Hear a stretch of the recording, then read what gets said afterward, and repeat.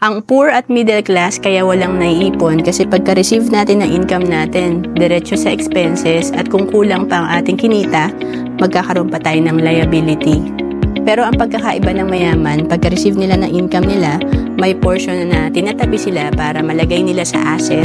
Itong asset pwedeng business, investment para magbigay sa kanila ng additional income. And dadagdag na naman yun sa kanilang income at paiikutin ulit nila sa asset.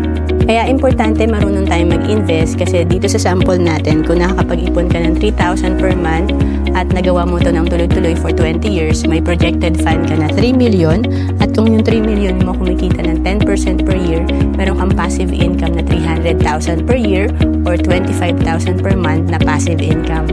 At kung naghahanap ka kung saan ka pwede magsimula mag-invest, pwede ka sa Kaiser. Dito, tatlo na yung meron ka.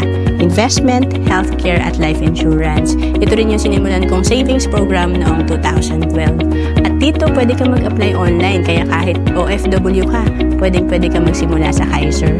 At for as low as 2,647 per month, pwede ka magsimula sa Kaiser. To know more about Kaiser, message mo lang ako sa FB, Roancelis Capistrano.